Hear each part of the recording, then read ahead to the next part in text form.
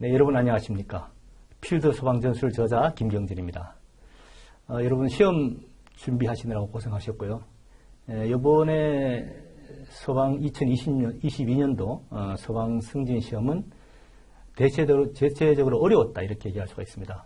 왜냐하면은 일단 주관식이 많았어요. 그리고 지문이 길었습니다.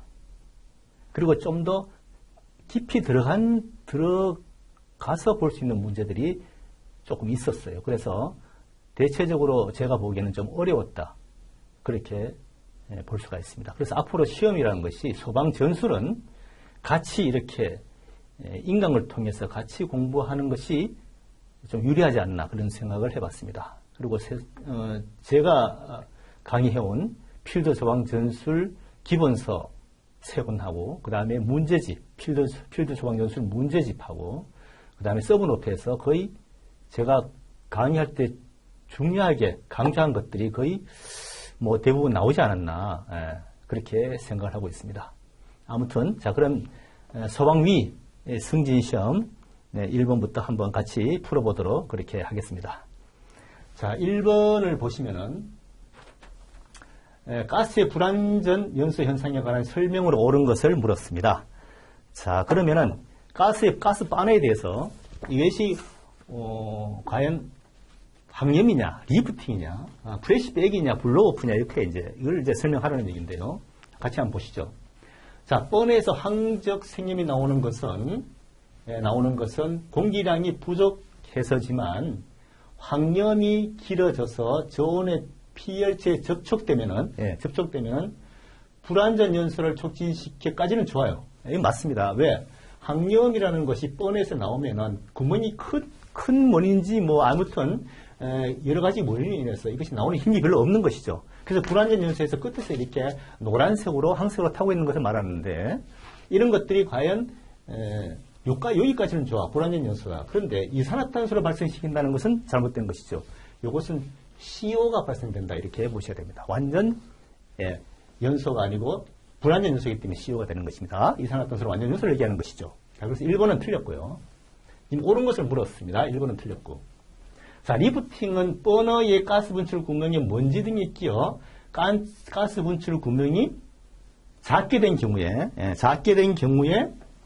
혼합가스 유출 속도가 낮아져서 이렇게 해요. 자, 이건 좀 말이 안 되는 거예요.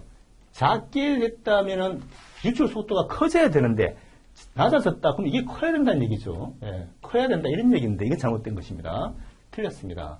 그럼 리프팅은 뭐냐? 바나에서 이렇게 가스가 분출됐을 때 나오는 속도가 크기 때문에 이렇게 불이 멀리서 붙어 있는 것을 좀 떨어져서 붙어 있는 것을 리프팅이라고 얘기합니다. 그렇잖아요? 그런데 여기서는 지금 속도가 낮아졌다고 했기 때문에 리프팅은 틀렸다. 그 다음에 플래시백이 뭐냐? 역화. 이건 가스 연소 속도가 가스 분출 구멍의 가스 유출 속도보다 더 클 때 또는 연소 속도는 일정해도 가스의 유출 속도가 더 작게 되었을 때 굉장히 길어요. 자, 구멍에서 내부로 불꽃이 침입해서 끝에서 연소한다. 이것이 플래시백이라고 얘기했습니다. 자, 이건 뭐냐 하면 플래시백은 이건 정확한 얘기가 되겠는데 버너에서 유출이 된단 말이죠. 이렇게 유출되면은 이것이 나오는 속도가 뭐 구멍이 컸든 뭐가 있든 나오는 속도는 굉장히 느리다는 얘기예요.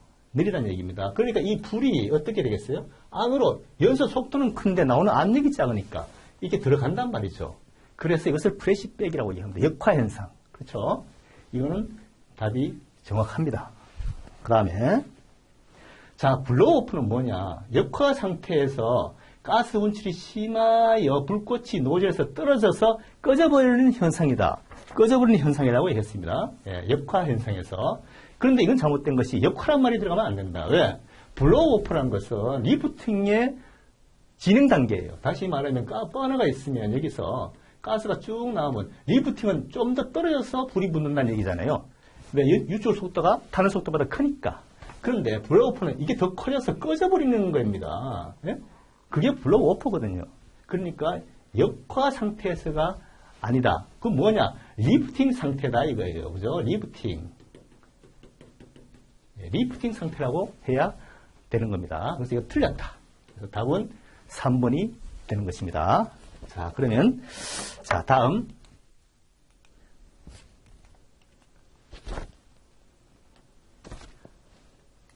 자, 2번을 한번 같이 보도록 하겠습니다.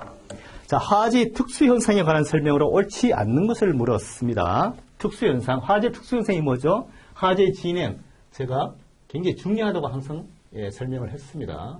화재 진행에서 여기는 점화, 시작되는 점화점이 발화점이에요. 그 다음에 있는 것이 뭐죠?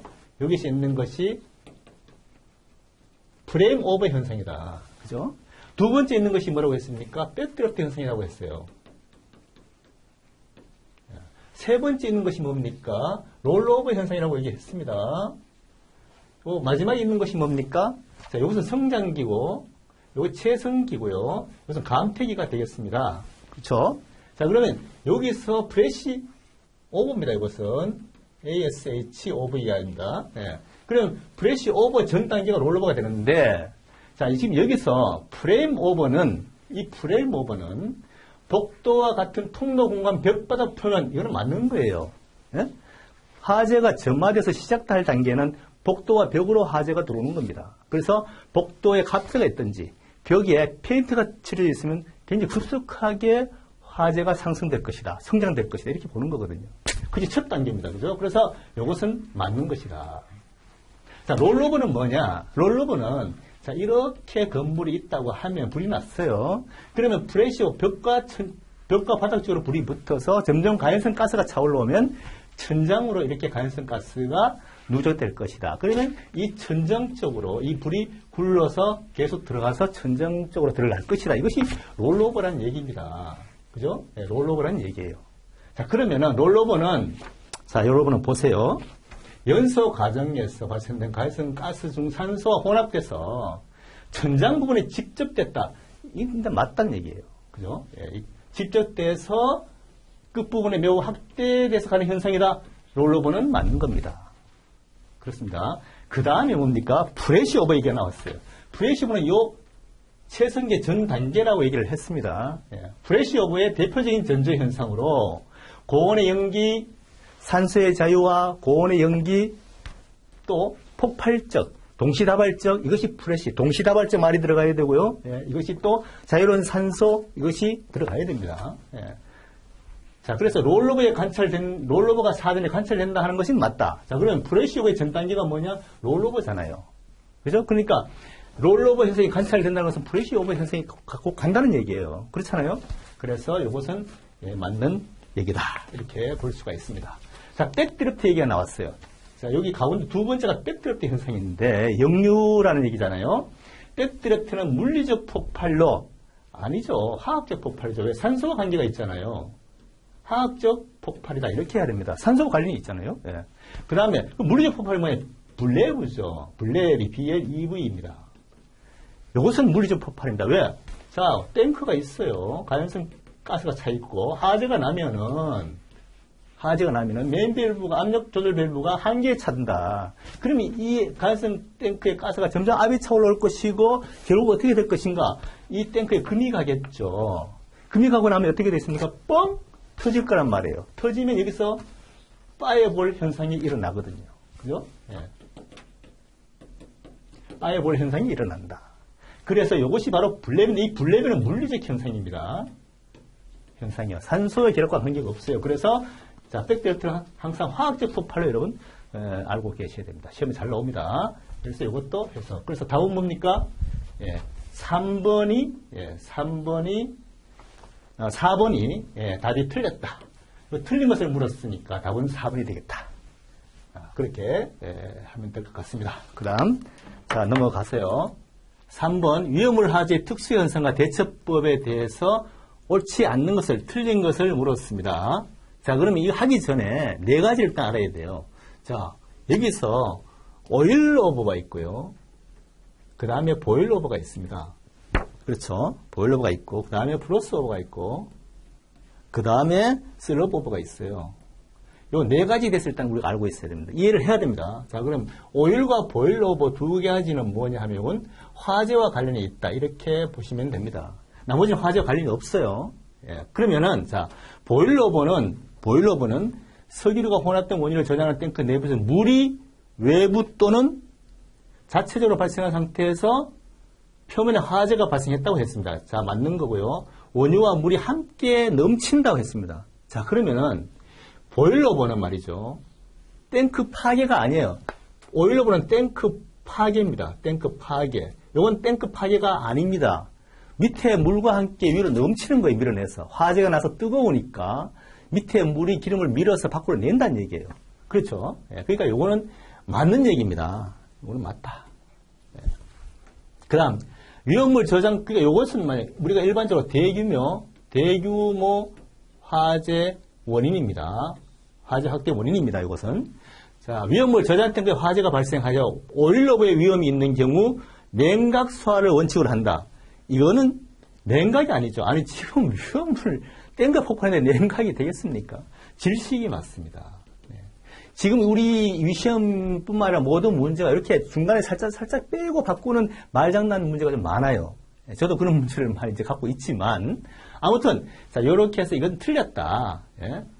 자, 그런데 여기서 우리가 또 공부를 좀 더 해야 될 것이 뭐냐. 오일러버라는 것은, 이 오일러버는 탱크의 파괴예요. 자, 탱크가 이렇게 있으면은, 투피스를 해서 탱크가 이렇게 있다면은, 화재가 났을 때 탱크의 파괴란 말이에요. 불이 나가지고 탱크가 파괴돼서 기름이 흘러나오는 것을 얘기하는 겁니다. 파괴 나서. 그래서 이것은 뭐냐. 대형 화재의 원인이 된다. 이렇게 정리할 수가 있습니다. 그리고 가장 위험한 현상이다. 자, 오일러가 가장 위험한 현상이다. 보일러버는 대규모 화재의 원인이 된다. 이렇게 포인트가 있습니다. 그 다음 플러스 오버는 뭐냐?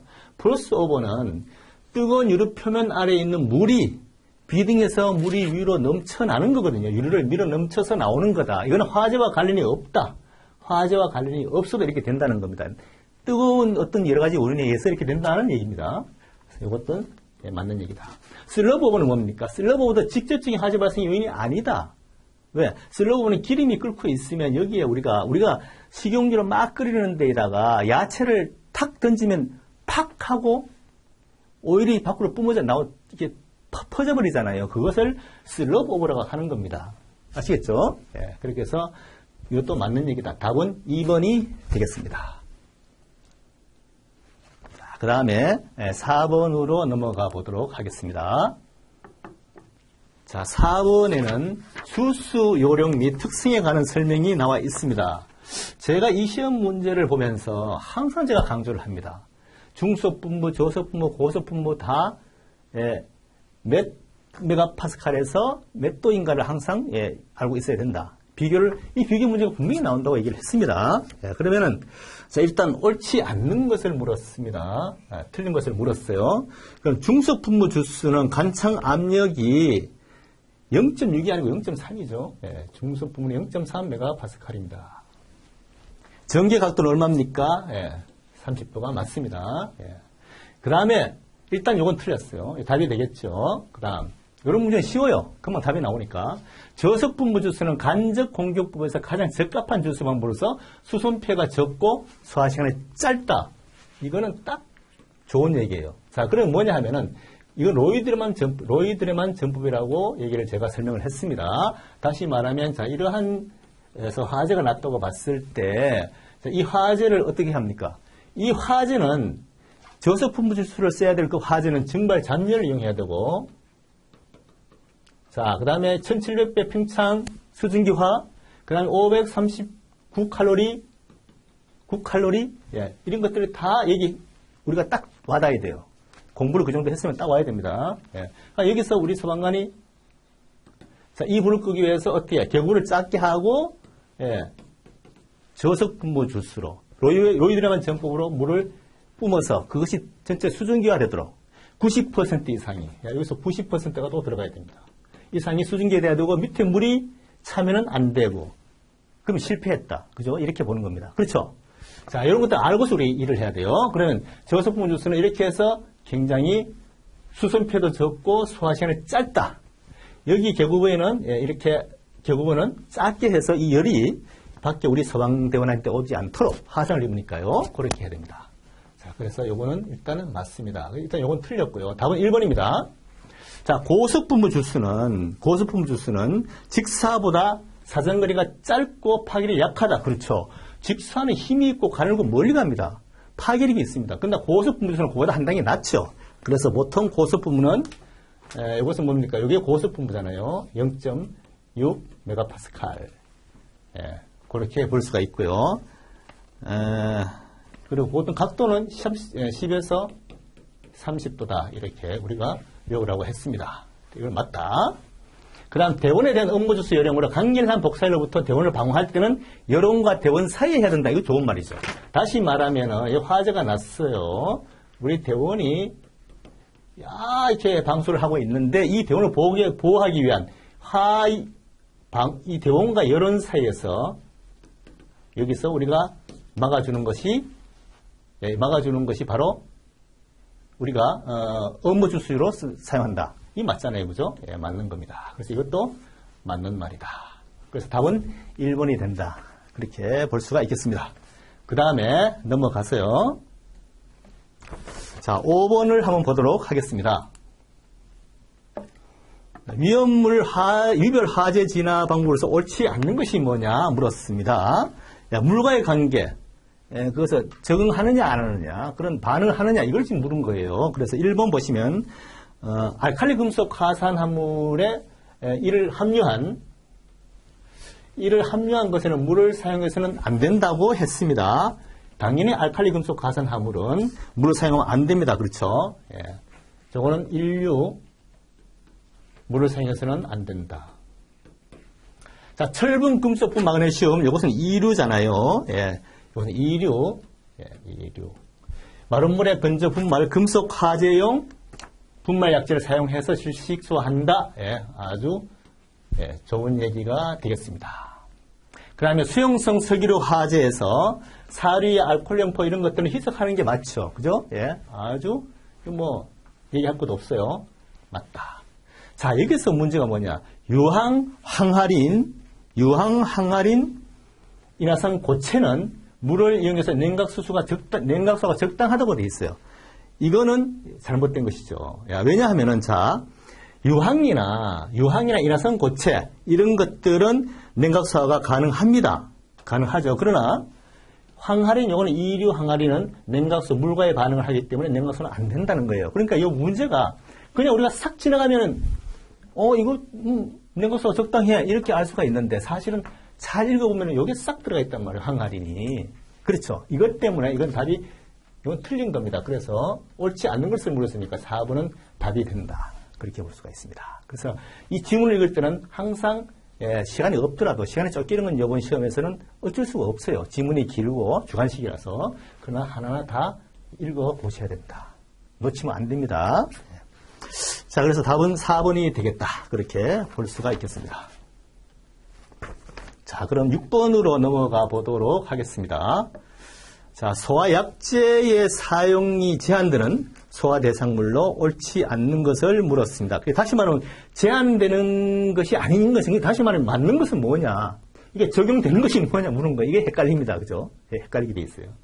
자, 그러면 포소화약제는 포소화약제는 7번 맞죠? 이게 또 넘어갔네? 잠깐만.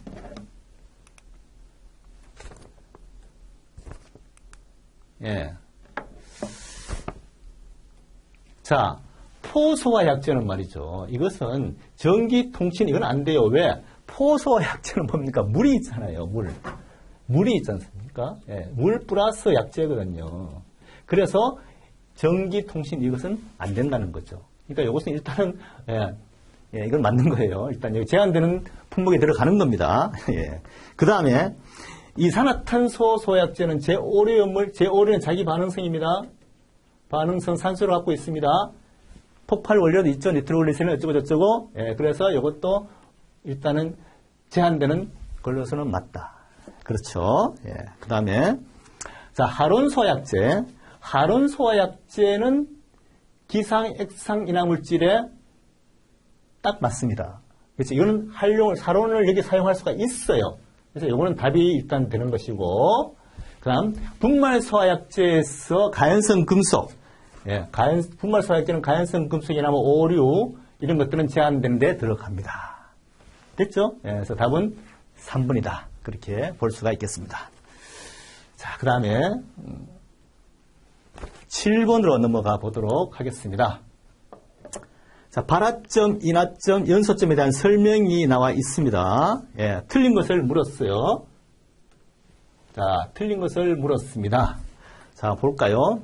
일반적으로 발화점은 발열량이 낮을수록 또 산소와 친하게 클수록 이건 맞는데 발열량이 높을수록입니다. 예, 높을수록 과거에 많이 나왔던 문제예요. 제가 그래서 이걸 꼭 외워라 이렇게 얘기를 했고 높을수록 예, 해야 말이 됩니다. 자, 그 다음 인화점은 액체 고체로부터 발생한 이하성 증기의 농도가 점화원에 의해서 착화될 수 있는 최저 온도다 했으면 맞습니다. 왜? 인화점은 뭐냐? 인화점은 이 불을 말이죠. 들이대는 겁니다. 갖다 붙이는 거예요. 거기에 대한 불을 갖다 붙였을 때 불이 타는 최저 온도를 얘기하는 게 인화점입니다. 그렇죠? 이거는 맞는 겁니다. 세 번째, 연소점은 불이 타고 있는 불이 계속 유지할 수 있도록 하는 온도를 연소점이라 하는 거예요. 이것도 맞는 얘기입니다. 그렇죠? 가연성 가스와 공기의 조성비에 따라 발화점이 달라지죠. 왜? 자, 조성비가 있어요. 이렇게 있으면은 가스와 공기와의 비율이 맞아야 됩니다. 가스만 다 있고 공기 없으면 불이 탑니까? 공기만 다 있고 가스가 있어서 불이 타지 않습니다. 일정 혼합비율이 맞아야 된다는 거예요. 그래서 혼합비가 높고 낮음에 따라서 차이가 발화점이 있죠. 네, 있습니다. 네. 그렇죠. 그래서 답은 뭡니까? 답은 옳지 않 틀린 것은 1번. 높을수록 해야 되는데 낮을수록 이렇게 장난을 좀 쳤습니다. 이렇게 해서 넘어가도록 하겠습니다. 그 다음에 8번으로 넘어가도록 하겠습니다. 자, 8번 하인리와 브랭크 버드에 대한 얘기가 나왔습니다. 자, 이것도 뭐 언제든지 나올 수 있는 문제라고 제가 얘기를 했고, 자, 하인리와 버드의 재발생 이론 및 기본 원리에 대한 설명으로 옳지 않는 것을 물었습니다. 자, 어떻게 시험에 나왔을까 한번 봅시다. 하인리 이론에서 상해는 항상 사고에 의해서 일어나고 사고는 항상 순차적으로 앞서는 요인의 결과로 일어난다. 맞죠? 자, 하인리가 뭡니까? 일단 사회적 환경. 골프가 5가지가 있잖아요. 사회적 환경이 있고요. 그 다음에 뭐가 있죠? 예, 그 다음에 개인적 결함이 있습니다. 그 다음에 세 번째가 뭐죠? 그 다음에 불완전한 행위가 있고요. 그 다음에 사고가 있고, 그 다음에 상해가 있는 건데, 자, 1, 2, 3, 4, 5가 있어요. 이런 골표가 있는데, 그러면 항상 순차적으로 앞서는 요인의 결과로 일어난다는 말이 맞는 것이 말이죠. 자, 사고가 있으면은, 이 불완전한 요소만 없애면은 사고는 나지 않는다는 얘기거든요. 이 말이 맞는 거예요, 이거는. 예, 맞습니다. 자, 이거는 맞는 것이고, 그 다음에, 하인리 이론에서 안전관리 활동을 제거할 수 있는, 자, 하인리 이론에서 안전관리 활동으로 제거할 수 있는 것은 개인적 결함이다? 근데 금방 얘기했잖아요. 개인적 결함이 아니다. 개인적 결함은 여기 있잖아요. 이게 아닙니다. 그죠? 개인적 결함이 아니고 뭐죠? 불완전한 행위가 있어야 된다. 다시 말하면 여기에 불완전한 행위가 들어가야 돼요. 요걸 없애면 사고가 나지 않는 거죠. 그렇잖아요? 예, 그래서 이것은 틀렸다. 이렇게 볼 수가 있습니다. 자, 그 다음에 브랭크 버드의 5단계 이론이 나와 있습니다. 자, 1단계 부적관리, 기본 원인, 직접 원인, 사고 접촉, 상해 손실이다. 이렇게 나와 있어요. 자, 그러면은 이건 맞는 거예요. 자, 그러면 브랭크 버드는 새로운 이론이에요. 다시 말하면 하인리는 고연적 이론이지만 브랭크 버드는 새로운 이론으로서 자, 사고를 나지 않게 하려면 4단계. 자, 우리 하인리처럼 바로 앞단계 원인 징후만 없으면 되는 게 아니라 직접적인 원인만 없으면 되는 게 아니고 기본 원인까지 제거를 해야 된다. 두 가지를 같이 해야만 사고가 나지 않는다는 얘기예요. 다르죠, 그죠? 예. 그래서 이건 맞는 겁니다. 맞다. 그 다음, 제 기본 원인인 4개의 M은 뭐냐? 한번 봅시다. Man, 인간이 맞아요. 두 번째, 머신, 기계에 대한 문제. 그 다음에 뭡니까? 미디어, 매체에 대한 게 맞아요. 그 다음에 관리, 매니지먼트, 이 맞습니다. 예, 다 맞는 겁니다.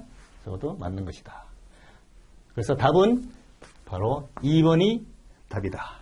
여기에 개인적 결함이 아니고 불완전한 행위가 들어가야 된다. 설명을 다 했습니다. 예, 좋습니다.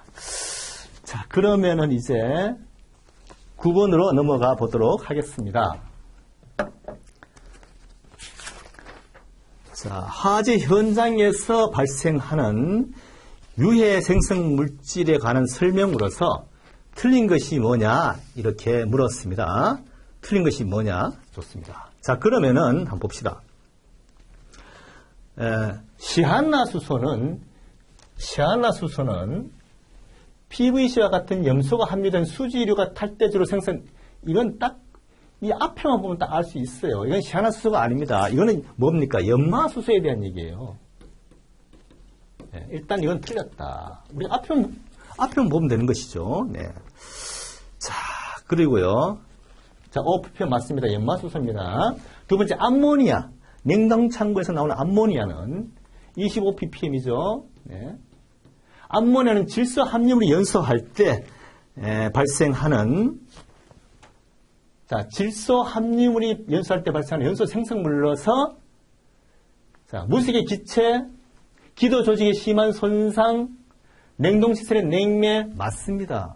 포인트만 보면 돼요. 우리가 뭐 다 읽을 필요도 없어, 사실은. 25ppm이 들어가면 더 좋겠지만, 일단 이거는 맞는 얘기다. 자, 이산화황은 딱 읽어봅시다. 유황이 함유된 물질로 맞고, 동물의 털, 고무 일부, 일단 맞아요. 그렇죠? 그래서 무색의 자극성 냄새를 가진 유도성 기체로서 호흡기 정막을 상하게 하고 질소로 했다. 이거 맞는 거예요. 예. 포인트만 몇 가지 오면 딱 답이 나오고요. 그 정도로 우리가 공부를 좀 해야 됩니다. 자, 불화수소. 불화수소는 뭡니까? 불화수소는 합성수지, 불소수지가 연소할 때 발생하는 것이고 3ppm 맞습니다. 그렇죠? 그래서 답은 1번, 이거는 연마수에 대한 얘기를 시한화수소라고 했다. 그렇게 볼 수가 있겠습니다. 자, 그 다음에 10번으로 넘어가 보도록 하겠습니다. 자, 10번 화재 원인 조사 범위로 옳지 않은 것이 나왔어요. 그러니까 화재 원인과 피해 조사를 구분할 수가 있어야 되는데 지금까지 문제는 굉장히 간단하게 나왔었어요. 원인과 피해 조사에 몇 가지 요인만 넣어서 이렇게 구분하는 문제는 지금은 말이죠. 원인 조사에서 약간 깊이 들어가서 문제가 나온 거예요. 예, 그럼 뭐가 있느냐 봅시다. 우리가 원인 조사와 두 가지를 알아야 되잖아요. 원인 조사와 피해 조사를 우리가 구분할 수가 있어야 돼. 그렇죠? 자, 그러면은 원인 조사에는 몇 가지나 5가지가 있어요. 발화 원인이 있고요. 예, 발화 원인이 있고 그 다음에 발견 통보가 있고요. 통보. 그 다음에 뭐가 있죠? 연소 상황이 있습니다. 상황. 그 다음에 피난 상황이 있고 그 다음에 소방시설이 있어요. 이 5가지가 있습니다. 근데 이 시험은 뭐냐? 5가지에 대한 이 설명을 아느냐 모르냐 굉장히 어렵습니다, 사실은. 보통 이렇게 우리가 봐서 몇 가지 우리가 피난 상황하고 구분되는 문제만 알았지 이 수선 피해라 뭐다 이것만 알지. 이 기초까지 5가지의 어떤 내용을 다 공부하기가 쉽지 않아요. 좀 어려운 문제다 이렇게 볼 수가 있겠습니다. 자, 그러면은 틀린 것을 물었습니다. 자, 피난 상황 조사는 뭐냐? 피난 상황 조사는 피해 경로 이거 아니죠. 예. 피난 경로하고 피해 경로하고는 다릅니다. 피난 경로는 대피하는 거예요. 피해는 그냥 타버린 것을 얘기하는 것이고. 그러니까 굉장히 이거 헷갈리게, 저도 이렇게 나오면 잘 몰라요. 이거 맞네. 이렇게 넘어갈 수가 있습니다. 그렇죠? 예, 자세히 보면은 피난 경로고요. 그 다음에 피난할 때 장애 요인, 이런 것들이 들어가야 되는데, 이건 틀렸다. 이렇게 볼 수가 있겠습니다. 자, 두 번째, 발화 원인 조사는 발화 지점, 발화 여론, 발화 요인, 요거는 맞다. 또 연소 상황 조사는 연서 상황 조사는 화재의 연서 경로, 연서 확대물, 연서 확대 사유 맞습니다. 또 소방시설, 요것은 소방방화시설 활용, 이건 읽어볼 것도 없어요. 소방시설 방화 이거 맞아요. 자, 그래서 답은 1번이 답이다. 그렇게 볼 수가 있겠습니다. 이런 문제를 봤을 때 이번 시험에 이렇게 한 단계 더 깊숙이 들어가서 나오는 문제들이 좀 들어 있었다. 그렇게 앞으로 공부할 때 어떻게 해요? 공부할 때 강의를 좀 듣고 이렇게 같이 인강을 듣고서 좀 깊이 이해하는, 앞으로는 소방 전술이 그냥 외울 게 아니라 이해를 해야 된다. 원리를 같이 이렇게 이해를 하는 것이 공부하기가 참 좋다. 이렇게 볼 수가 있겠습니다. 자, 그러면 11번으로 넘어가 보도록 하겠습니다. 자, 재난관리 주간기간이란 재난이나 그 밖의 각종 사고에 대해서 예방, 대비, 대응, 복구를 하는 건데, 자, 대통령 영무를 정하는 관계 중앙행정기관에, 그러니까 주간기관에 할 일이 뭐냐? 주간기관의 업무가 뭐냐? 지금까지 우리가 어떻게 공부했어요? 그냥 소방청의 주간기관은 화재다. 국토부의 주간기관은 뭡니까? 도로 이런 데 사고를 국토부에서는 주간기관으로 한다.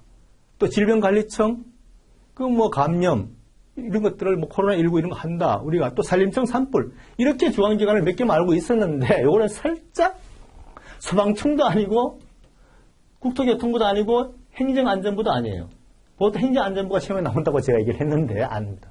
행정안전부나 소방청이나 경찰이나 산림청 정도로 저는 시험에 나올 걸로 강조를 했는데, 살짝 고용노동부가 나왔어요. 대규모 인적 사고에 대한 것은 주간기관이 고용노동부입니다. 저도 이거 살짝 돌려서 문제를 냈구나. 좋은 문제라고 생각합니다. 아무튼 우리가 산불에 대해서 소방이 주간기관이 아니잖아요. 이건 산림청이잖아요. 우리는 지원기관입니다. 소방은 119는 지원기관입니다. 그러나 산불이 났을 때 산불만 가지고 문제가 되는 건 아니에요. 헬기를 산불 꺼주죠. 그러나 산불 안에 있는 펜션, 사찰, 전원주택 이런 것들은 우리 소방의 소관입니다. 우리가 그 사람들의 재산을 막아줘야 될 우리가 의무가 있어요. 그래서 우리는 출동을 해서 그 산불이 났지만 그 깊숙이 동네 마을 우리가 다 보호하고 소방차가 들어가 있는 겁니다. 그렇잖아요? 그래서 주간기관은 굉장히 중요하다. 세월호 때도 잘 아시겠지만 아무튼 깊이 얘기는 드리지 않지만 아무튼 이런 시험이 굉장히 아주 그렇게 약간 돌려서 문제를 냈다. 이렇게 이해하시면 될 것 같습니다. 그 다음 12번으로 넘어가 보도록 하겠습니다. 자, 잠수 장비 구성, 관리에 대해서 틀린 것을 물었습니다. 잠수 장비에 대한 거예요. 자, 잠수복은 두 가지가 있습니다. 24도의 습식이 있고 13도의 건식이 있는데 건식은 겨울에 쓰는 거고 습식은 여름에 쓰는 겁니다. 그래서 온도가 이렇게 있는 거예요. 더울 때, 추울 때 있는 겁니다. 이건 맞는 얘기입니다. 그 다음에 부력 조절기, BC. 부력 조절기는 양성부력을 제공해 주며 비상시에는 구조 장비로 할 수가 있어요. 공기를 집어넣어서 몸을 뜨게 합니다. 그래서 이것도 맞는 얘기입니다. 자, 그 다음에 압력계는 말이죠. 공기통에 남아있는 공기 압력을 측정하는 것인데 그걸 잔압계라고도 얘기를 합니다. 맞습니다. 이것은 자동차 연료 계기와 마찬가지로 공기통에 공기가 얼마나 남아있는지를 측정하는 거예요. 그렇죠. 그런데 자, 호흡기 1단계와 저압 호스로 연결돼서 사용한다고 했는데 다 맞아. 이건 압력 측정하고 잔압계도 맞네. 다 맞네. 그런데 말장난이 들어간 거죠. 이것이 저압이 아니라 고압 호스라고 해야 됩니다. 이건 제가 보기에는 좀 문제가 이건 좀 모르겠어요. 아무튼 지문은 엄청 긴데 요거 싹 해서 틀린 것으로 되어 있습니다. 답이 되겠고요. 자, 호흡기는 2단계에 걸쳐서 압력을 감소시킵니다. 호흡기는 감소시켜요. 2단계에 걸쳐서. 그래서 처음 단계는 탱크의 압력을 9에서 11바로 하고 이 중간의 압력은 두 번째 단계를 거쳐서 주위 압력과 같게 한다. 이런 거. 좋습니다. 그래서 살짝 이렇게 좀 장난이 들어갔다. 이렇게 보시면 되겠습니다. 자, 그렇게 하시고요. 그 다음에 13번으로 넘어가 보도록 하겠습니다.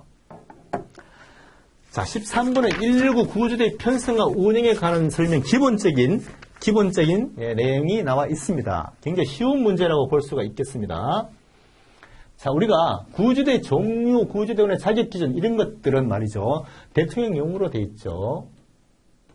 대통령령으로 정해져 있습니다. 그 다음에 서방 대상물 지역 특성 재난 발생 시에 이런 것들을 고려해서 시도의 조례가 아니고 규칙입니다. 지방자치단체 규칙으로 되어 있어요. 규칙하고 조례는 분명히 다릅니다. 규칙은 뭡니까? 시도 자치단체장이 만들 수가 있어. 그러나 조례는 법입니다. 법이기 때문에 시도, 의회 통과가 돼야 되는 사항이죠. 법입니다, 이것은. 그래서 다릅니다. 그래서 틀렸습니다. 예. 소방청장, 소방본부장 또는 소방서장은 여름 물놀이 할 때에 민간자원봉사자로 구성된 수상구조대 할 수가 있습니다. 그래서 지금 해운대 해수욕장 우리 수상구조대가 나가 있고 한강역 수상구조대가 나가 있습니다. 그렇죠? 예. 자원봉사자로 구성될 수가 있어요. 그래서 이건 맞는 겁니다. 자, 소방청장, 소방본부장, 소방서장은 위급한 상황에서 생명을 구조하기 위해서 대통령령으로 정하는 바에 따라서 119 구조대를 편성 운영하죠. 예, 이것도 대통령령입니다. 그래서 답은 3번이 되겠습니다. 옳은 것을 물었잖아요. 좋습니다. 다음에 14번을 한번 보도록 하겠습니다. 자, 로프가 나왔어요. 로프가 한 문제 정도는 항상 제가 나온다고 했는데, 자, 로프, 마디짓기, 매듭법에 대해서 나와 있습니다. 같이 한번 보시죠. 자, 여기서 한번 문제가 참 문제를 잘 낸 것 같아요. 로프에 대해서. 아주 헷갈리기 쉬운 게 나왔어요. 뭐가 나왔느냐, 보시면은, 자, 이중 팔자 매듭이 있고, 두겹 팔자 매듭이 있고, 일반 팔자 매듭이 있고, 또 연결 팔자 매듭이 있습니다. 연결 팔자 매듭이 이렇게 팔자가 몇 가지가 있어요. 요걸 문제 이렇게 낸 겁니다. 그렇죠. 예, 헷갈리게 되어 있습니다. 문제는 좋은 문제라고 생각합니다. 아무튼 자, 그래서 제가 로프가 있으면 로프를 묶어가면서 제가 항상 강의할 때 기본서 강의는 로프 묶기를 제가 다 보여드립니다만, 자, 아무튼 이중 팔자 매듭은 로프 끝에 두 개의 고리를 만들어서 두 개의 고리를 이렇게 다 걸 수 있도록 하는 것이 이중 팔자 매듭이 맞습니다. 그렇죠. 그 다음에 자, 두 개 팔자 매듭은 말입니다. 많은 힘을 받을 수 있고 힘이 가해진 경우에도 풀기가 쉽기 때문에 로프를 연결. 자, 로프 연결이 나왔어요. 팔자에 로프 연결이 나왔다. 이것은 뭡니까? 이것은 팔자 연결 매듭이라고 합니다. 팔자를 넣어놓고 반대로 팔자를 더 끼우는 그러한 팔자 연결 매듭이 됩니다. 그래서 이건 틀렸다. 그렇게 볼 수가 있습니다. 고정 매듭은 뭡니까? 원을 한 개 만들어서 이것을 겨드랑이에 끼워쓰거나 해서 사람을 구조하거나 우리 구조대원들이 착용할 수 있는 방법인데, 이것은 로프가 움직이지 않습니다. 원을 한 개 만들어놓고 움직이지 않는 그 로프가 고정 매듭이거든요. 예, 그런 얘기가 나와 있습니다. 나비 매듭은 뭡니까? 나비 매듭은 이러한 로프의 가운데 고리를 만드는 겁니다. 그래서 여기다 카르비나에 장비를 끼울 수도 있고, 요부자를 또 매달 수도 있겠죠. 그죠? 데이지 체인이나 해서 달 수가 있습니다. 이런 것들, 고리를 만드는 것을 나비 매듭이 합니다. 이것은 풀기도 굉장히 좋고요. 축적받았을 경우에 풀기가 쉬운 장점이 있습니다. 그래서 로프의 장단점, 어디에 쓸 것인가 특성 공부를 해 두셔야 됩니다. 답은 뭡니까? 2번, 두 개 팔자 매듭이 아니고 팔자 연결 매듭이라고 해야 된다. 좋습니다. 그러면 자, 15번으로 넘어가 보도록 하겠습니다. 자, 헬리콥터에 대한 얘기가 나와 있습니다. 헬기 하강기에 대한 얘기가 나왔는데요. 자, 한번 보겠습니다. 옳은 것을 물었습니다. 자, 옳은 것을 물었습니다. 자, 헬기에 탑승할 때 전면은 주회전 날개로 위험하므로 꼬리 날개가 있는 뒤쪽에 접근해야 되는 것은 틀린 얘기입니다. 왜? 자, 헬기가 있으면은 헬기가 있으면 말이죠. 이 헬기의 운항관이 누구죠? 헬기 안전 운항관은 조종사입니다. 조종사 시야에 항상 보이는 데서 들어오고 나가야 됩니다. 시야를 벗어나면 뭐 안 되게 돼 있습니다. 절대 꼬리 들어가면 안 돼요. 이 꼬리 날개 부딪힐 수도 있고, 안 됩니다. 그렇죠? 예, 그래서 이것은 틀린 겁니다. 예, 이렇게 하면 안 된다. 그렇죠? 예. 그 다음에 두 번째는 뭐냐면, 하강 위치에 접근하면은 기내 안전요원이 기체에 설치된 현수로프에 카르비나를 걸어서 한다. 이것은 잘못된 겁니다. 왜? 여기에 카르비나를 걸어서 현수로프를 한다는 얘기인데, 한다는 얘기는 잘못된 것이 안전요원이 하는 게 아니죠. 안전요원이 얘기하면은 우리 대원이 하는 것입니다. 그렇죠? 이것도 틀렸다. 이렇게 볼 수가 있고요.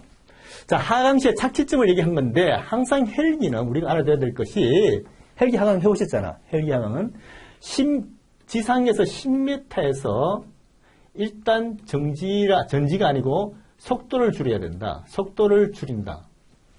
그 다음에 3m에서 일시 정지를 한다. 이 두 가지를 알아야 돼요. 10m하고 3m입니다. 자, 그런데 어떻게 돼 있어요? 하강 착지점 2m 상호에서 서서히 제동, 이거는 10m 상호에서 서서히 제동을 그려야 되겠죠.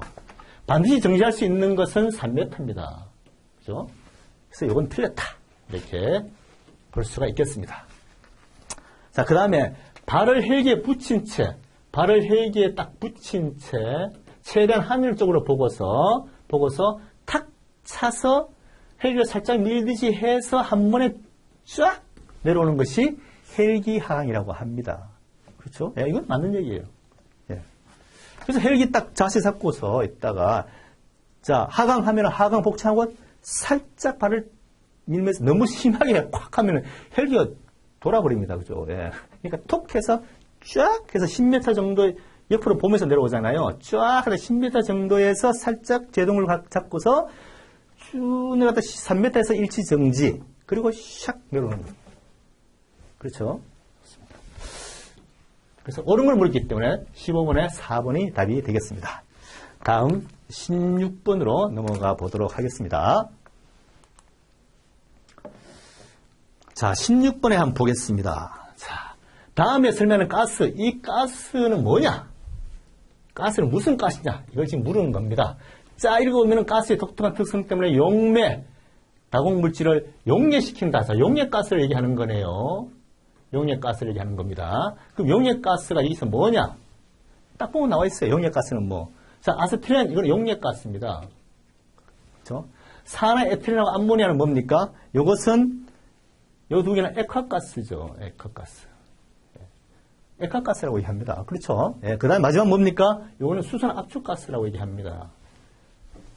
자, 그래서 답이 뭡니까? 답이 1번이 답이 되는 것이죠. 예, 이것은, 제가 강의 시간에 항상 얘기했던 가스의 종류는 알고 있어야 된다. 이게 압축이냐, 용해냐, 액화냐, 이건 알고 있어야 된다. 이렇게 설명한 적이 있습니다. 자, 16번. 그런대로 쉬운 문제였고요. 그 다음에 17번으로 넘어가 보도록 하겠습니다. 자, 건물 붕괴 유형의 개념 또는 특징에 대해서 옳은 것을 물었습니다. 옳은 것을 물었습니다.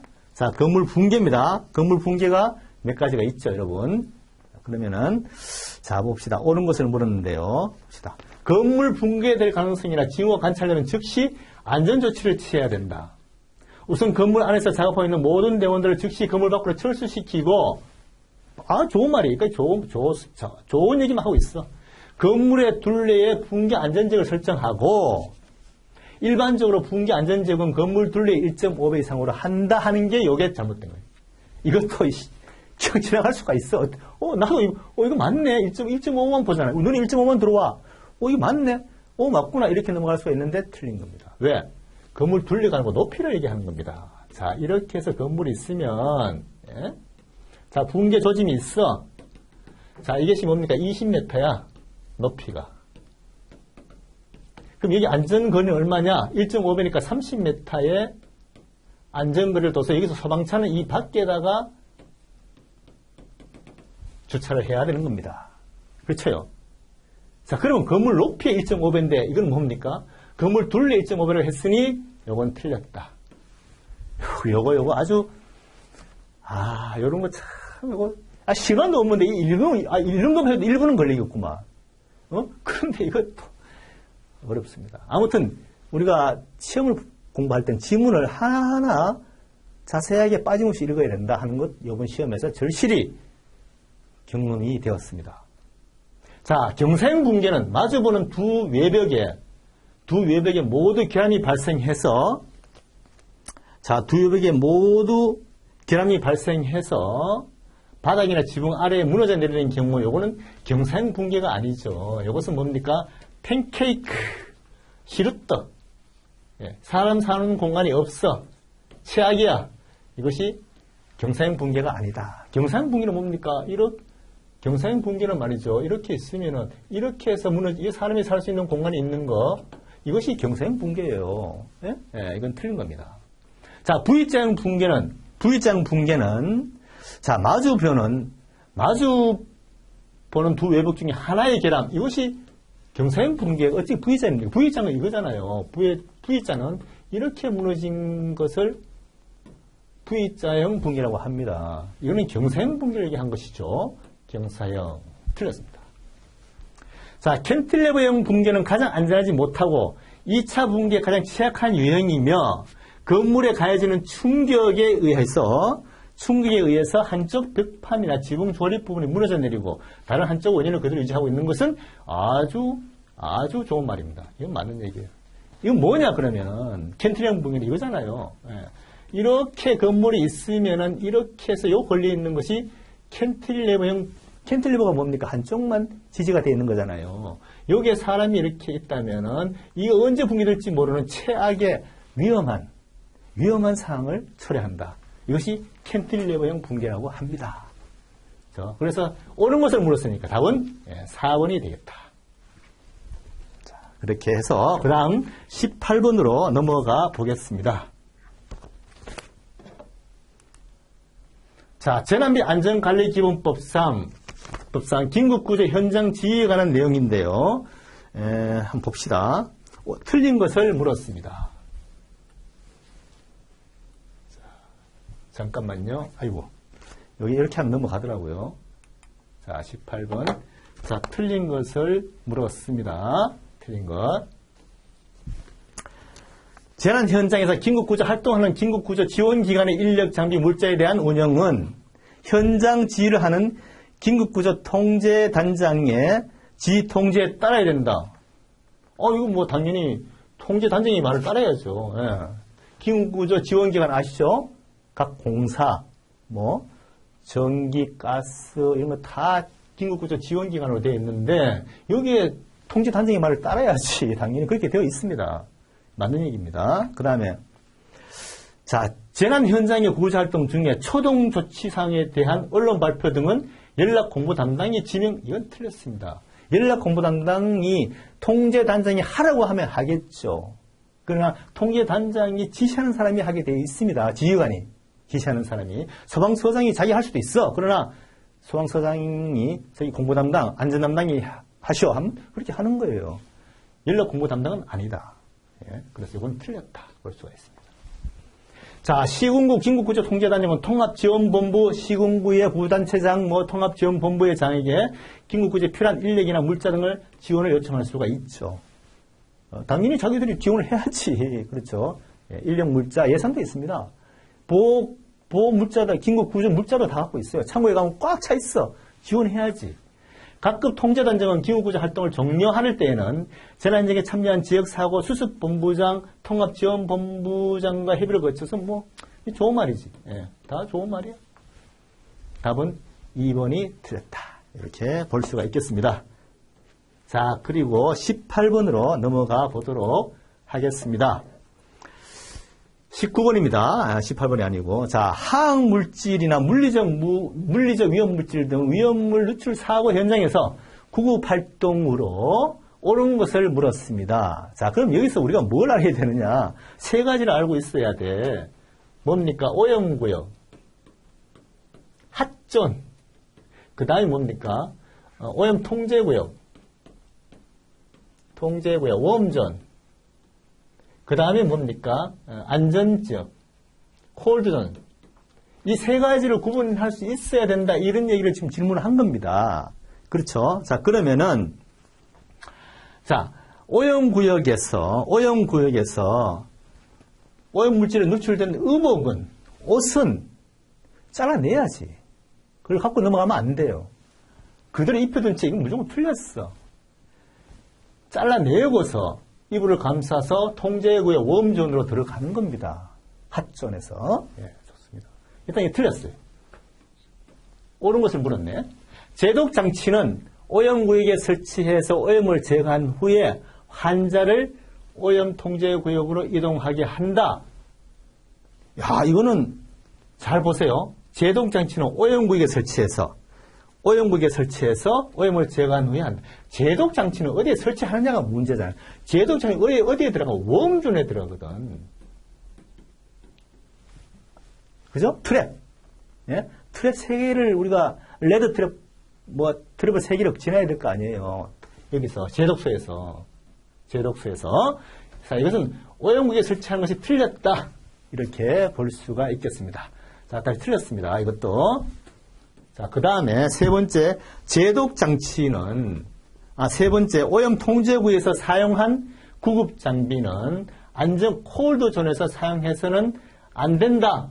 당연히 그걸 콜드존에 사용하면 오염이 돼버리지 안 되죠. 이건 기본적인 얘기입니다. 그래서 옳은 것을 물으니까 답은 3번이 되겠고, 현장 지휘소와 자원 대기소는 오염 통제구역이냐? 이거는 콜드존입니다. 콜드존이죠, 그죠? 예. 그래서 답은 4번이 틀렸다, 이것도. 답은 3번이 되겠다. 그래서 요 핫존, 웜존, 콜드존에 대한 문제가 나왔습니다. 자, 좋습니다. 이렇게 구조문형 문제가 쭉쭉 좋은 문제들이 나왔고요. 자, 그 다음에 20번으로 넘어가 보도록 하겠습니다. 자, 우리 구급 임상에 대한 문제가 나왔습니다. 연부조직 손상에 관한 응급처치로 옳은 것을 물었습니다. 자, 한번 봅시다, 같이. 개방성 가슴 손상이야. 폐쇄성이 아닙니다. 개방성 가슴 손상이에요. 폐쇄 드레싱을 적용하고 환자의 이송 중에 쇼크의 증상이 발생하면은 증상 완화를 위해서 폐쇄 드레싱을 보강해준다? 이건 말이 안 되는 거죠. 아니, 폐가 지금 해가지고 지금 밖으로 공기가 지금 새 나오는데 무슨 폐쇄를 했는데 무슨 폐쇄를 해. 이건 뭐냐면 보강한다는 얘기는 폐쇄를 하면 완전히 공기가 막혀있기 때문에 문제가 될 수가 있어요. 그래서 여기다가 이걸 떼거나 이거를 벗긴다 그러나 제거하거나 그 다음에 삼면 드레싱을 하는 거예요. 한쪽이 터져 있는 걸 해서 완전 폐쇄하는 데 대해서 문제점이 발생하면은 한쪽을 펴서 삼면해준다. 이것이 들어가야 되는데 폐쇄를 또 했는데 폐쇄를 보강한다. 그럼 환자 죽으라는 거야 뭐야. 그래서 이건 틀렸다. 이렇게 볼 수가 있습니다. 옳은 것을 물었네요. 개방성 배 손상 환자는 개방성 배 손상이 뭐예요? 안에 장기가 나왔다는 얘기잖아요. 이것이 오염되지 않도록 다시 뱃속으로 집어넣어야 된다는 건 절대 안 된다고 얘기했죠. 예, 그냥 드레싱해서 갖고 있어야 되지 집어넣으려고 하면 안 된다고 했습니다. 그다음, 자, 절단 떨어져 나간 거잖아요. 잘려서 떨어져 나간 거, 손가락이 잘려서 떨어져 나갔다는 얘기야. 그러면 완전 절단된 절단 부위는 생리식염수를 적신 멸균 거즈로 감싼 후, 여기까지는 맞아. 얼음에 직접 닿게 하면 안 된다고 얘기했습니다. 비닐에 싸서 손가락 절단된 부분을 비닐에 싸서 그걸 얼음에 차게 하라는 것이지 바로 얼음을 닿게 해버리면 얼어버리면 조직을 쓰지 못합니다. 그렇죠? 그래서 이것은 틀렸다. 이것도. 자, 관통상이 나왔습니다. 단순하게 뺨을 관통한 상태에서는 단순하다 그랬어요. 예. 기도 유지를 위해서 추가적인 입안 손상을 막기 위해서 관통한 물체를 제거한다고 했습니다. 자, 일단 우리가 기본적으로 관통상이 된 것은 사람 신체를 뚫고 지나간 이런 것들은 제거하려고 하지 말라고 했습니다. 그대로 병원에 옆에 압박만 해서 움직이지 않도록 해서 병원에 데리고 오라고 했는데 여기서는 물체를 관통한 걸 제거하라고 했단 말이에요. 그런데 예외 조건이 있습니다. 단순하게 뺨을 관통한 상태 이런데 추가적인 이거 그대로 움직였을 때 추가적인 문제가 될 때는 제거할 수가 있어요. 그걸 지금 시험에 낸 겁니다. 시험 아주 잘 냈어요. 좋은 문제예요. 이런 치약 부분에 사각 부분에 있는 문제를 꺼내서 문제를 낸 겁니다. 예, 문제 좋아요.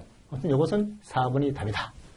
예, 제가 강조했던 부분이고 또 여러분 서브노트의 핵심 내용을 서브노트 제 마지막 그 교재의 서브노트의 중요한 부분으로 표시가 돼서 기재가 되어 있습니다. 자, 그럼 4번이 답이고요. 그 다음에 21번으로 넘어가 보도록 하겠습니다. 자, 21번에 보시면은 기도의 확보를 방해하는 입안의 구토물이나 체액 등을 흡인하기 위해서 사용하는 서프션의 사용 방법을 물었습니다. 서프션에 대한 얘기입니다. 자, 여기서 일단은 틀린 것을 물었어요. 자, 경성 흡인 팁은 상기도 흡인에서만 사용한다. 예, 상기도에서만 해야 됩니다. 하기도까지 들어가는 게 아니에요. 예, 맞습니다. 이것은 서프션은 이렇게 해야 되는 게 맞고, 환자가 적용하기 전에 흡인관을 막고서 압력을 봐야 돼요. 흡인관을 탁 팁을 막고서 압이 올라가는 걸 확인해야 됩니다. 예, 이게 맞는 얘기예요. 예. 그 다음에 꺾어서 넣어서 당기는 건데, 자, 성인의 경우에 한 번 흡인할 때 20초가 아니고 15초입니다. 그렇죠. 15초. 또 뭐가 있죠? 양압환기가 가능하고, 양압환기는 몇 분? 2분간 할 수가 있고요. 그 다음 앞뒤로 과압을 할 수가 있습니다. 과호흡을 할 수가 있습니다. 요런 몇 가지를 알고 있어야 돼요. 수업생에서는. 요건 틀렸습니다. 의식이 없는 환자의 경우 흡인하는 구조대원과 마주보는 측와이를 해서 분문이 나오도록 하는 게 맞아요. 측와이. 예, 맞습니다. 답은 3번이 되겠네요. 그렇습니다. 자, 그럼 그렇게 하고 22번으로 넘어가 보도록 하겠습니다. 자, 22번. 예, 조금 난이도가 있는, 그렇게 어려운 건 아니고요. 고층 빌딩 공사 현장에 집안이 약화돼서 어쩌고저쩌고 해서 아무튼 어쩌고저쩌고 해서 스타트 분류법이 나왔습니다. 스타트 분류법은 기호순이라고 그랬어요. 의식 수준 기호순입니다. 자, 일단 여기서 가장 먼저 병원을 이송해야 될 가장 긴급한 환자가 누구냐? 이걸 지금 물은 거예요. 그렇죠? 자, 어떻습니까? 일단 기도의 문제가 다 없어요. 의식 수준 명료하고 기도 다 똑같아. 문제가 없어요. 이건 답이 나올 수가 없어. 자, 여기서 여기 무호흡. 이것은 일단 지연 환자로 분류되니까 빼고 이 세 가지를 놓고 한번 보자는 얘기야. 자, 그자 호흡에 대한 문제. 자, 호흡은 지금 다 틀려요. 그죠? 자, 그럼 이 호흡은 1, 2초당 1이라는 얘기는 말이죠. 이것은 1초 60회라는 얘기야. 원래 12에서 20회잖아요. 그죠? 성인은 12에서 20회인데, 자, 60회고 2초 같으면 30회야. 이거는 엄청나게 긴급한 거야. 그죠? 이거 제일 긴급한 거야. 무조건 답은 내가 보기엔 1번이야. 일단 1번이야. 나머지 똑같아요. 응? 그 다음에 또, 자, 두 번째는 4초당 1회야. 4초당 1회면 계산을 한번 해보세요. 계산은 4초당 1회, 4초당. 이게 4초당 1회가 맞나? 3초당 1회가 아니고. 아무튼 이것은 이렇게 되면 20회가 되는 거야. 이건 좀 빨라. 그 다음에 5초당 1회면 이건 정상이야. 정상이에요. 이건 좀 빨라. 이거는 굉장히 위급하다는 거야. 그렇죠? 그래서 답은 1번입니다. 바로 병원을 옮겨야 됩니다. 아무튼 그렇게 어려운 문제는 아니지만 이렇게 칸을 쳐서 이렇게 해놓으니까 이게 조금 복잡하게 보일 수는 있지만 그렇습니다. 자, 그러면 22번 됐고요. 다음에 23번으로 넘어가 보도록 하겠습니다. 자, 호흡 유지 장비 4가지가 나왔는데요. 틀린 것을 물었네요. 예, 코 삽입관. 자, 코 삽입관 하면 22사입사가 나와야 되겠죠. 22사입사가 나와야 되겠고요. 그 다음에, 분당 몇 리터죠? 예, 코 삽입 1에서 6리터가 되겠습니다. 일단은 1번은 제가 보기엔 틀렸어요. 예, 틀렸습니다. 벤츄리 마스크 COPD, 예. 만성폐쇄성 폐질환 벤츄리 마스크 COPD, 예, 이거는 맞는 얘기고, 비제원 마스크 100% 가깝고, 그 다음에 일방향이고요. 예, 이것은 맞습니다. 그 다음에 단순 얼굴 마스크, 예, 코와 입을 같이 막아야 되고요. 35에서 60, 예, 맞습니다. 예, 맞죠. 자, 그래서 답은 틀린 것을 물었으니까 1번이 틀렸네요. 그렇죠? 예. 이건 뭐 기본적인 문제죠. 예, 이건 다 뭐 기본적으로 우리가 임상에서는 다 알고 있어야 됩니다. 자, 그럼 24번으로 넘어가 보도록 하죠. 환자의 평가는 단계적으로 적절하게 진행돼야 되는데 1차 평가가 나왔어요. 이건 뭐 이게 약간 혼란이 있습니다. 이건 국시는 조금 틀려요. 예, 일단 우리 공통교재에서는 첫인상, 의식수준, 기호순 이렇게 나와 있습니다. 예, 딱 2번에 딱 나와 있어요. 1차 평가에서 딱 나와 있는데 뭐 약간 지금 뭐 혼란이 좀 있겠지만 아무튼 우리 공통교재상 첫인상, 의식수준, 기호순, 상담 제가 뭐 얘기할 거, 뭐 설명을 할 게 별로 없어요. 그죠? 아무튼 기호순이라는 것은 알아두시고, 기호순 앞에 의식 수준은 AVPU 들어간다 하는 것 알아두시면 될 것 같습니다. 자, 그 다음에 이제 25번 마지막 문제를 한번 보도록 하겠습니다. 자, 25번 문제를 한번 보도록 할게요. 자, 아프가에 대한 얘기가 나왔네요. 자, 25번 신생아 아프가 점수가 나왔습니다. 자, 우리가 기본적으로 아프가 점수는 몇 가지를 봐야 돼? 5가지를 봐야 돼. 첫째 뭡니까? 피부색이 있어. 두 번째가 뭐가 있습니까? 심장 반응이 있어. 세 번째가 뭐가 있습니까? 반사 흥분도가 있어. 네 번째가 뭐가 있습니까? 근육의 강도가 있어. 다섯 번째로 호흡이 있어. 이 5가지를 평가해서 10점 만점에 8점 이상 뭐 어쩌고 나온 거잖아요. 그죠? 그럼 전체 점수가 몇 점이냐 지금 물은 거잖아요. 그럼 뭡니까? 자, 보면은 아기를 출산했는데 아기 신생아가 말이죠. 분홍색이다. 분홍색. 분홍색은 뭡니까? 분홍색은 1점이란 말이죠. 1점. 이게 1, 2, 3점으로 되어 있잖아요. 자, 이렇게 있으면은 여기서 0점, 1점, 2점이 되어 있단 말이야. 그죠? 예. 그래서 신생아의 피부색이 분홍색이다. 이건 1점에 들어가는 거다. 예, 이렇게 하고. 자, 손과 팔다리는 청색증을 보이며, 청색증이 나왔네요. 청색증 이것도 1점에 들어갈 수가 있습니다. 네, 1점. 예, 그렇습니다. 그 다음에 제한된 움직임이 있고, 제한된 움직임이 있다고 했습니다. 자, 반사 흥분도 움직임이 있다고 했습니다. 움직임이 있다. 이것도 1점에 들어간다. 자, 그 다음에 심장 박동수는 95회내 100 미만이면은 1점입니다. 예, 그래서 이것도 1점에 들어갑니다. 2점이 없네요. 자, 그 다음에 자극 시 얼굴을 찡그린다고 했습니다. 얼굴을 찡그린다는 것도 이것도 1점에 들어가죠. 자, 그렇게 해서 보면은 이 점수가 몇 점이냐? 자, 그러면은 1점, 2점, 3점, 4점, 5점이네. 그죠? 5점이네. 이건 답이 5점이에요. 그렇죠? 예, 5점 맞죠? 예, 5점 맞습니다. 왜냐하면 이 0이란, 이 제로란 얘기는 피부색은 청색인데, 예, 피부색은 청색이고요. 그 다음에 심장박도 이런 거는 없어야 되고, 뭐 이런 것도 다 없어야 되는 거고, 근육은 뭐 흐늘거린다. 이거는 다, 이런 것들은 다 0점으로 처리를 하는 것이죠. 그렇죠? 예. 자, 그런데 몸의 색깔이 일단 분홍색이 1점 맞습니다. 그래서 답은 5점이다. 4점 아니고 5점입니다. 예, 맞습니다. 자, 그렇게 해서 25번 문제는 5점. 이렇게 정리를 해서 서왕위 승진시험 2022년도 승진시험 문제풀이는 이것으로 마치도록 하겠습니다. 여러분 그동안 공부하시느라 고생하셨고 좋은 소식 있기를 기대하겠습니다. 수고하셨습니다.